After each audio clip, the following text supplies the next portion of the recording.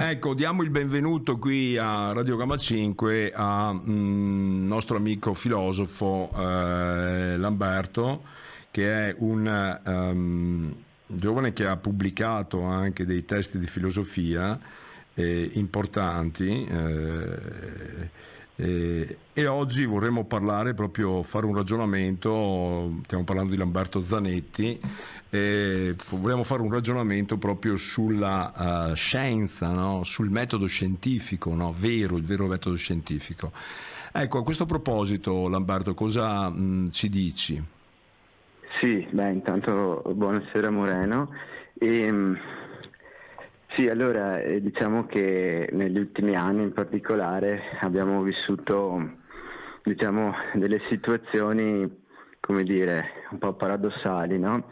In cui nel nome della scienza si giustificava un po' l'ingiustificabile, diciamo. E abbiamo anche notato come insomma, dati personaggi, spesso magari appartenenti alle istituzioni, eccetera, chiudevano sempre qualsiasi possibilità di dialogo, più o meno, no? Su dati problemi.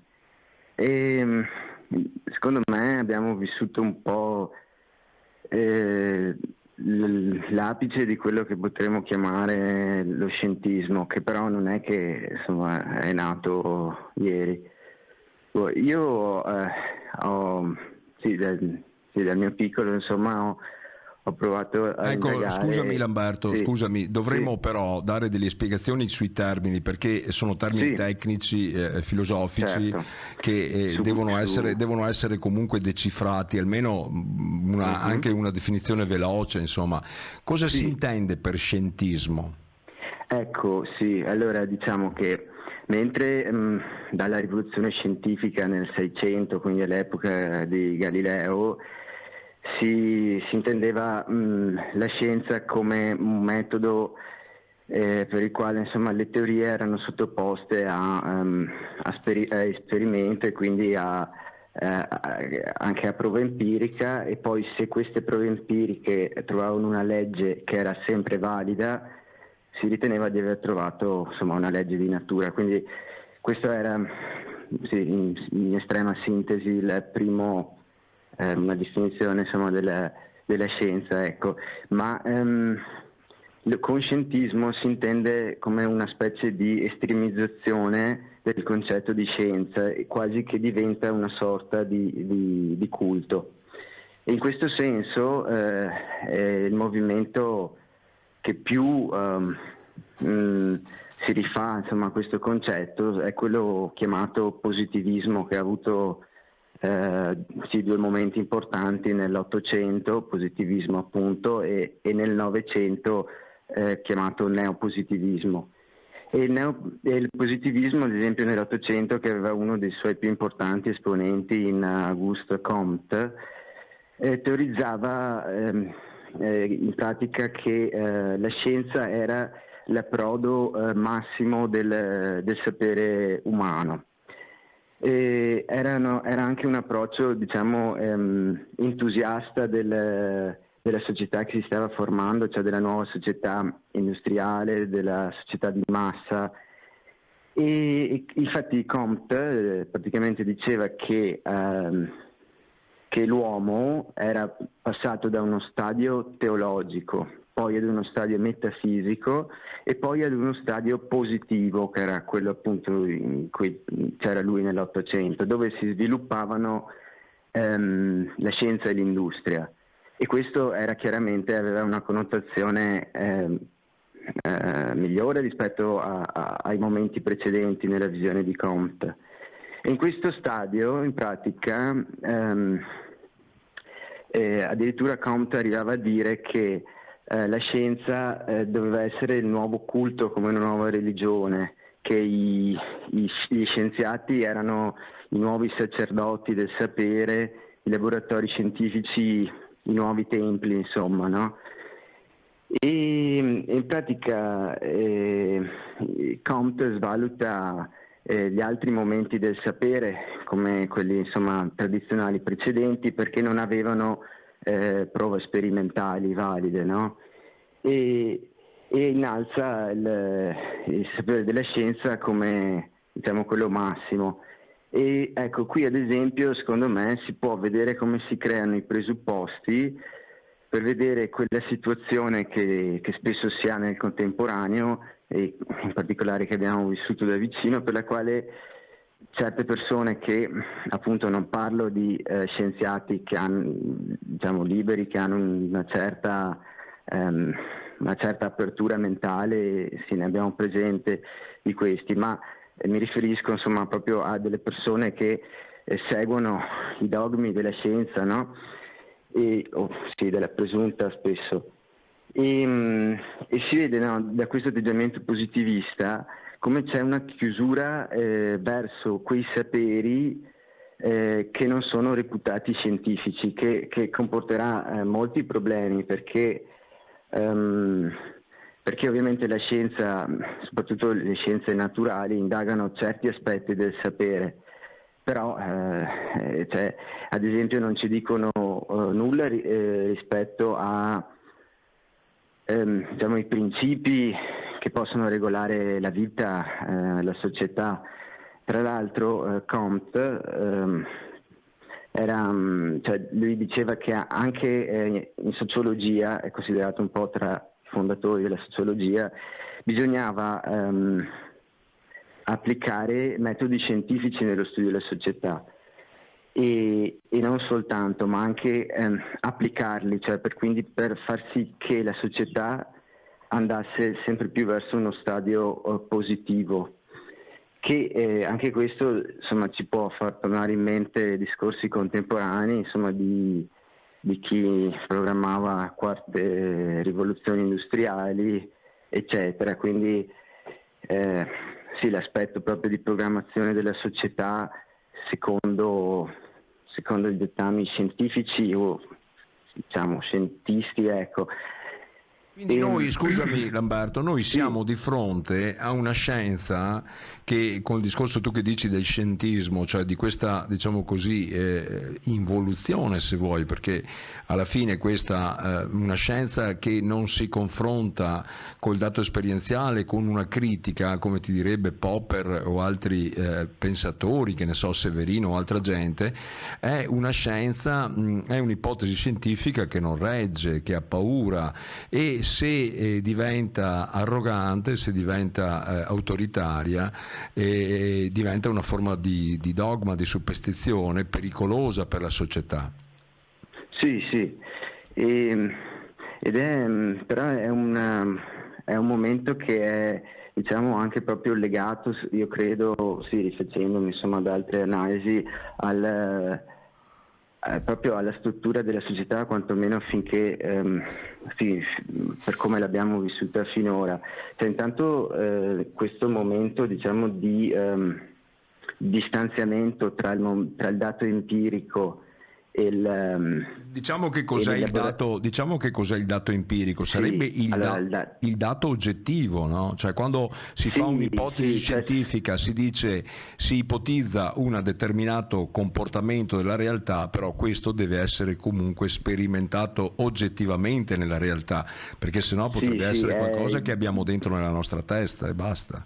Sì, esatto, cioè ci sono due momenti che sono quelli appunto dei dati che arrivano dall'esperienza, che in teoria lo scienziato deve raccogliere tramite esperimenti o tramite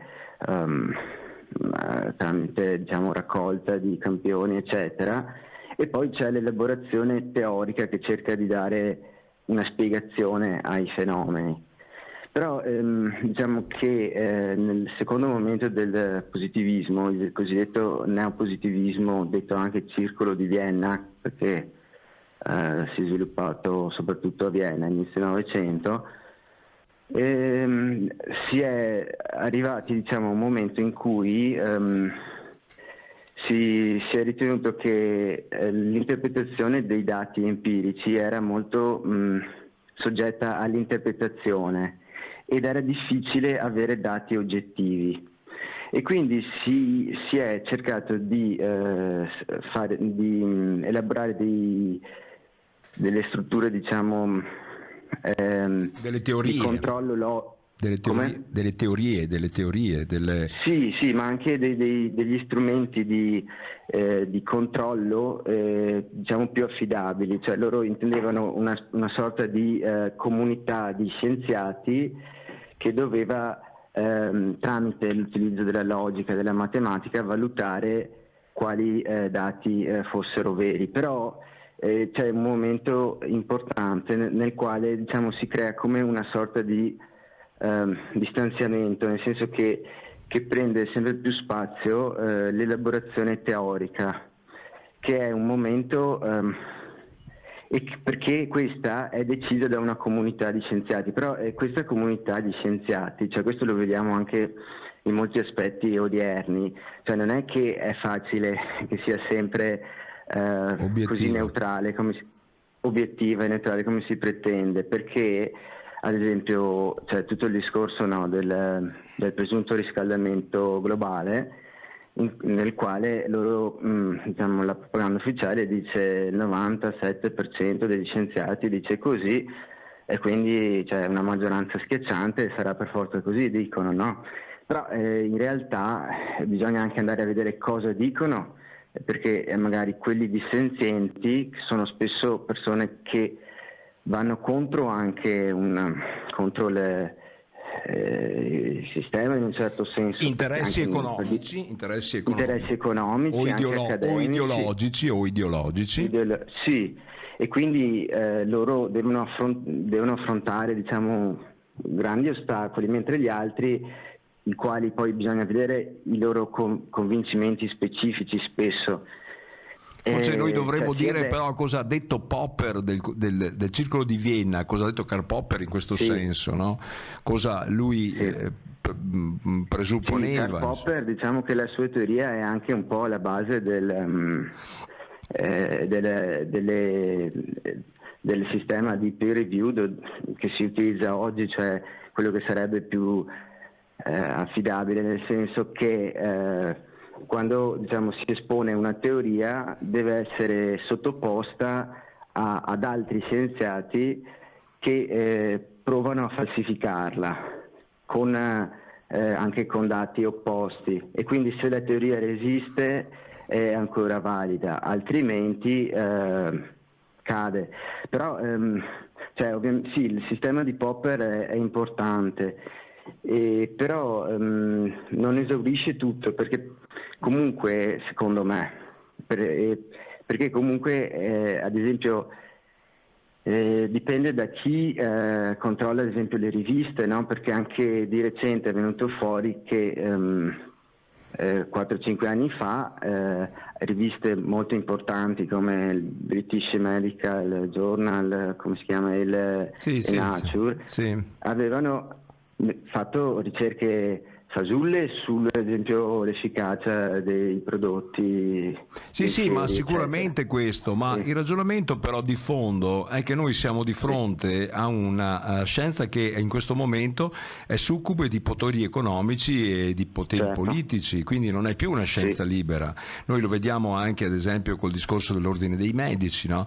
I medici sono stati durante questo, diciamo, l'era Covid, chiamiamola così, sono stati terrorizzati da questi ordini, per cui non potevano in nessun modo applicare la loro arte, perché la medicina, dicevamo anche prima, ho avuto un'intervista con Stefano Montanari, col dottor Montanari, è più un'arte che una scienza, perché deve tener conto di tutta una serie di dati individuali e particolari di ogni individuo, no? E quindi anche del rapporto umano, ad esempio. Ma sì, ma soprattutto di tutta una casistica. Tu puoi essere allergico a qualcosa, io non lo sono, io vivo in un determinato ambiente sociogeografico, tu in un altro, cioè ci sono tutta una serie no? Allora il ragionamento secondo me è proprio questo: noi siamo di fronte a un'epoca buia dal punto di vista della scienza, perché abbiamo una scienza che è tiranneggiata da dei poteri che gli impongono di dire quello che non è. le situazioni che non è, o comunque di non confrontarsi apertamente con il dato esperienziale, o come diceva Popper, con la critica. Quel tipo di discorso che fa comodo al gruppo di potere, insomma.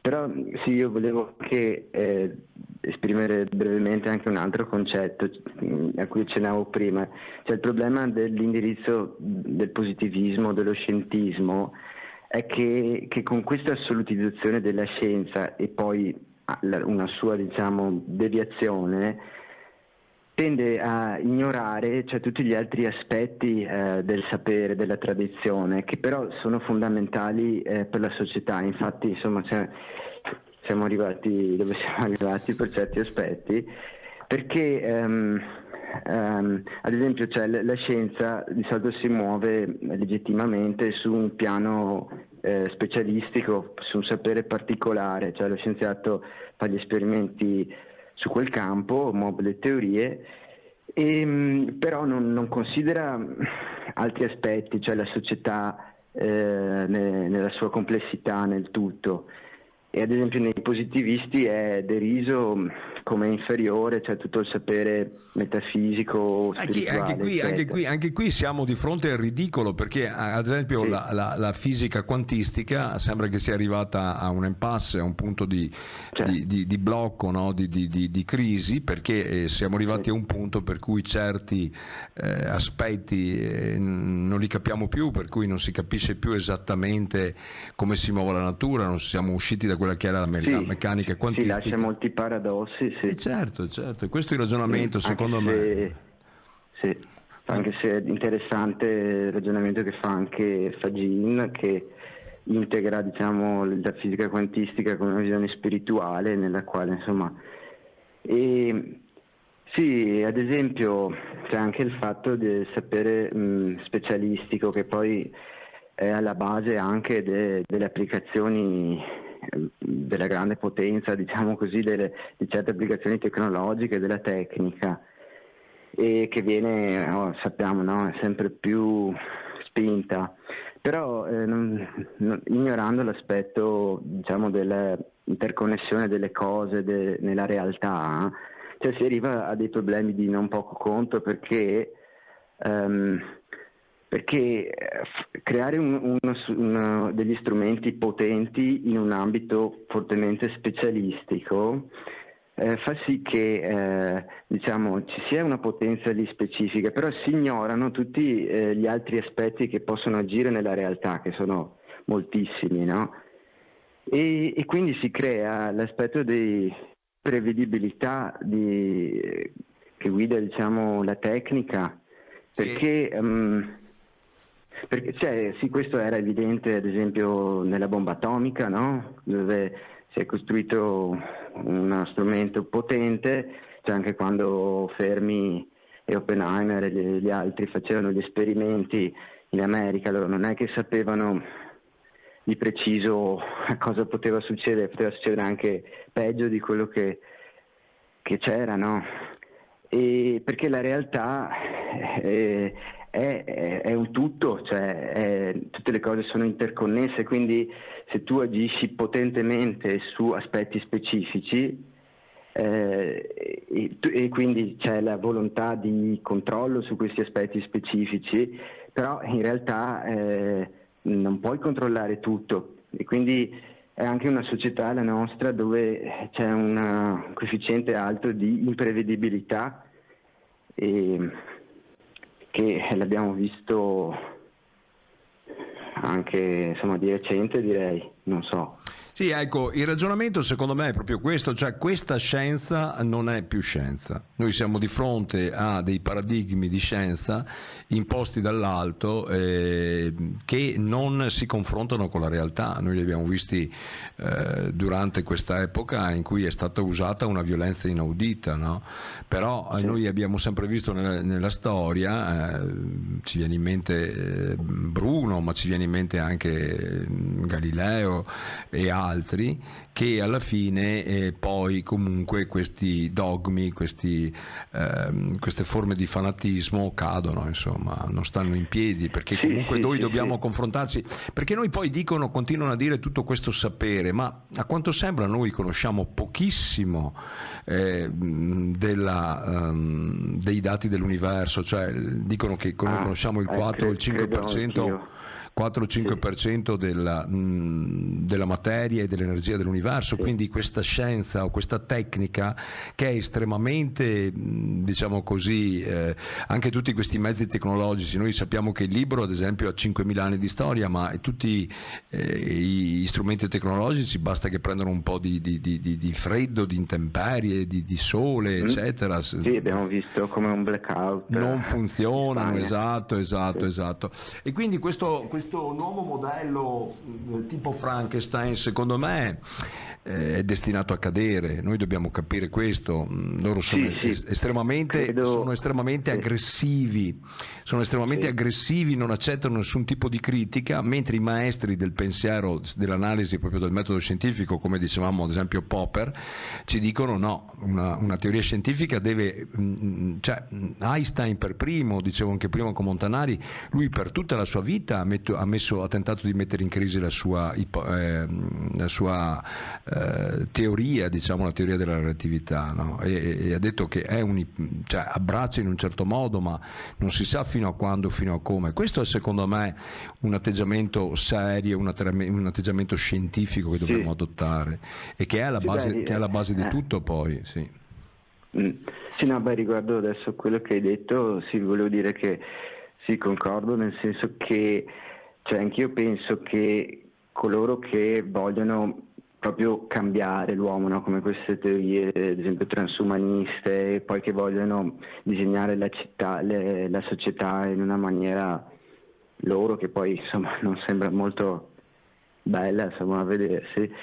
Credo che sono comunque in una sorta di delirio di onnipotenza, cioè anche quello che Severino chiama, diciamo, la volontà di potenza, sono guidati dalla volontà di potenza e non, diciamo, da una visione dell'eternità dell'essere, perché cioè, la loro illusione di poter controllare tutti gli aspetti, cioè non tiene conto della complessità delle cose e anche di tutte le cose imprevedibili, e prima o poi insomma è destinata, io credo, a fallire. Il problema è che intanto fanno danni, credo.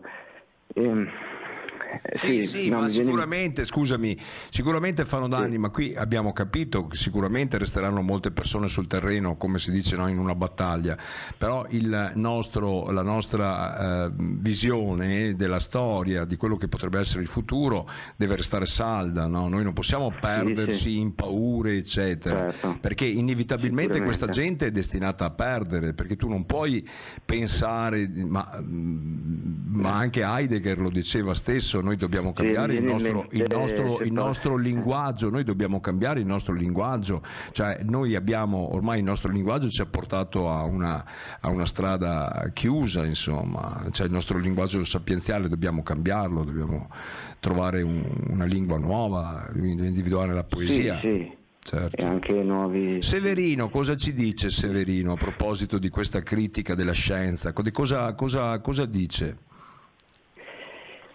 Lui dice che la civiltà... Severino, tecnica... spieghiamo chi è Severino. Sì, Emanuele Severino, che è mancato nel 2020, poco prima che cominciassero, diciamo, tutte le mascherate. Tutta la pandemia, eccetera, certo. Sì. Era un filosofo che insegnava a Venezia. Era un filosofo, sì, che insegnava prima a Milano, alla Cattolica di Milano, poi è stato, a Venezia, diciamo, certo, allontanato, sì, perché non era in linea con il pensiero cattolico, il suo pensiero, e poi a Venezia. E lui, diciamo, in estrema sintesi ha ripreso molto il pensiero di Parmenide, su cui già Heidegger aveva... Parmenide, diciamo che è un filosofo di 2500 anni fa circa. Di 2500 anni fa, greco, in Italia, sì.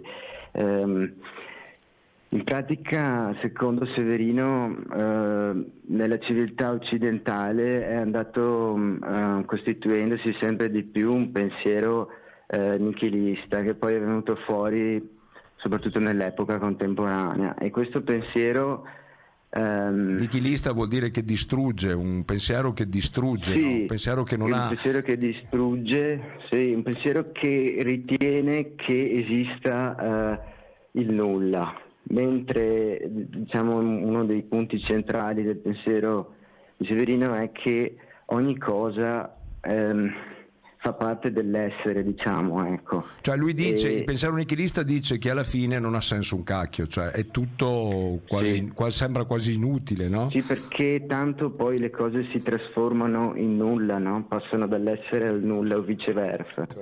E invece non esiste il nulla e quindi tutto è. Solo che noi dal punto di vista, diciamo, dal nostro punto di vista individuale, vediamo apparire soltanto alcune cose alla volta, però, e quindi abbiamo uno sguardo inevitabilmente parziale e non possiamo chiaramente vedere tutto, no? Però in realtà tutte le cose fanno parte di un tutto e sono collegate, mentre il pensare che passino nel nulla non è qualcosa che ha un riferimento reale, cioè nel senso che il nulla è un concetto astratto, ma non è un qualcosa che esiste. Ehm, Però la convinzione sotterranea del pensiero occidentale, soprattutto nell'epoca contemporanea, è che ci sia questo nulla che poi diventa, sì, diventa, come dire, pervasivo sul tutto, insomma, no? E porta a delle visioni nichiliste, distruttive, come dicevi te. Certo. E, sì, e poi appunto nell'epoca nichilistica in cui sono caduti, diciamo, i saperi tradizionali tendenzialmente, cioè non è che sono caduti del tutto ovviamente, però la forma, diciamo, di conoscenza reputata più alta è quella della tecnica, no? Perché ritiene di poter agire e di poter creare proprio dal nulla delle cose, perché appunto dice Severino il pensiero della tecnica cioè non è che si basa su un'idea di esistente, ma cioè crea essa stessa l'esistente in un certo senso, no? Solo che appunto questo comporta una serie di problemi di cui accennavo prima, perché cioè è una società instabile questa, no? Perché il cosiddetto paradiso della tecnica, nel senso che c'è tutto l'entusiasmo che insomma abbiamo presente in molti, perché dice la tecnologia ci consente di fare tante cose, eccetera, però è tutto piuttosto instabile perché avendo tutta una serie di effetti imprevedibili e anche distruttivi, e cioè non c'è quel limite, ad esempio nel pensiero insomma, della civiltà cristiana, della civiltà greco-romana che ci hanno preceduto, insomma, c'erano dei concetti di limite, perché c'era un concetto della natura, del divino, e che quindi l'uomo non è che poteva agire in maniera illimitata, no? Invece gli estremi, no, della tecnica odierna arrivano a pensare alla mutazione genetica Sì, anche quindi magari dell'uomo. a moderni Frankenstein proprio, moderni Sì, Frankenstein.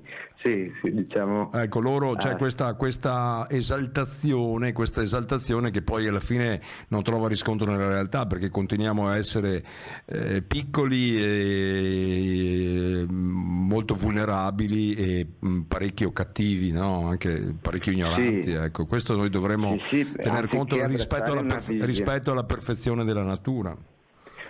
Sì, infatti cioè sono viste magari spesso, no, come ingenue certe visioni da alcuni magari di indirizzi come quelli possono essere scientisti, eccetera, però in realtà una visione, diciamo, di armonia, insomma, della natura, del cosmo. Ma diciamo che sembrano più ingenue le visioni scientiste rispetto a una visione globale. Sì. No, ma certo, anche per me, no, però cioè, provando il ragionamento, nel loro punto di vista, secondo me sì. Allora, il ragionamento secondo me è proprio questo: noi siamo di fronte a una forma di esaltazione di questa scienza che sta facendo dei veri e propri danni, non ha voglia di confrontarsi con i dati della realtà, fa su del casino, crea dei disastri, va a turbare degli equilibri importanti, camuffa i dati, compra le riviste, cioè questo tutto perché? Perché c'è di fondo un'idea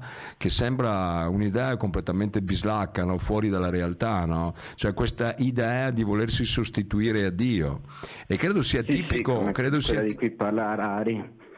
Esatto, questa idea, ecco, il povero Harari, no? Diciamolo chi è Harari. Harari è uno storico presunto tale, insomma, io lo chiamo uno pseudo storico perché questa gente, diciamo così, lui fa parte del gruppo, lui è israeliano, ma lui fa parte lì del gruppo di Davos, comunque viene considerato una specie di ideologo che ha delle idee completamente bislacche anche lui, no? Cioè noi siamo di fronte a mettere questa tecnica, no, sull'altare, no, l'abbiamo trasformato in una specie di divinità, ma questa tecnica ci sta portando verso dei destini tragici o a delle difficoltà inaudite, perché ci mette in contrapposizione alla natura.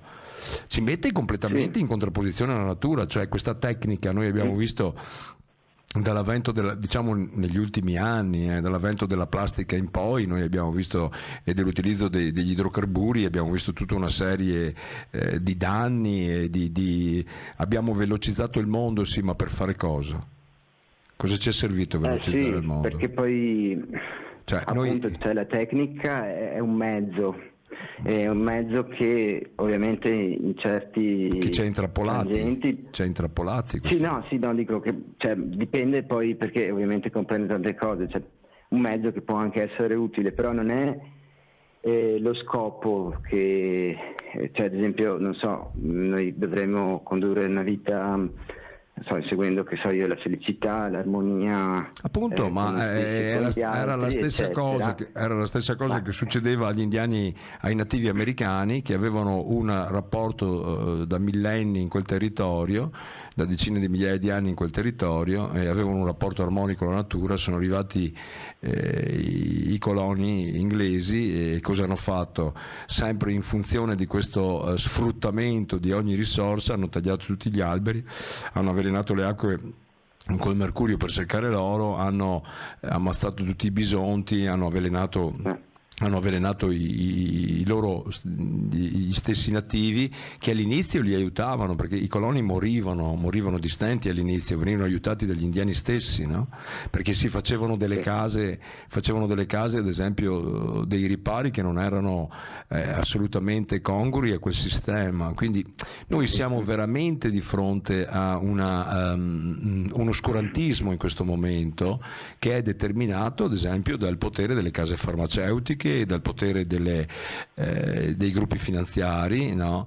E questo però cosa ha portato? Guardiamo i frutti di questo albero, questi frutti velenosi. Sì, perché infatti anche il potenziamento, no, degli strumenti tecnologici, che appunto sono dei mezzi che possono essere più o meno utili, però non ha portato, come dicevi te, io credo, a un'umanità così tanto più felice delle epoche precedenti. No, anzi è peggiorata la situazione, perché i giovani, ci sono dati statistici che i giovani che stanno tanto a questi cellulari, ci sono aumentati i suicidi, la depressione, l'isolamento. E quindi ma la nostra stessa vita, se tu guardi, no? Allora, un tempo una famiglia di 7, 8, 10 persone poteva vivere su un fazzoletto di terra, che ne so, un ettaro di terra, no? Che è pochissima, no?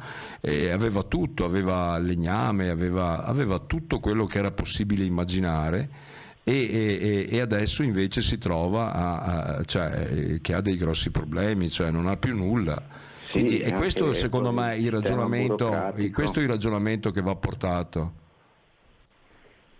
Va bene, sì, dai, senz'altro. allora guardami, Lamberto, allora tu possiamo sentirci ancora, magari ci mettiamo d'accordo, concordiamo Va su bene, questi sì. pensatori, vanno sicuramente analizzati questi passaggi, perché non è possibile tacere di fronte a questo, cioè accettare una scienza di questo tipo, no?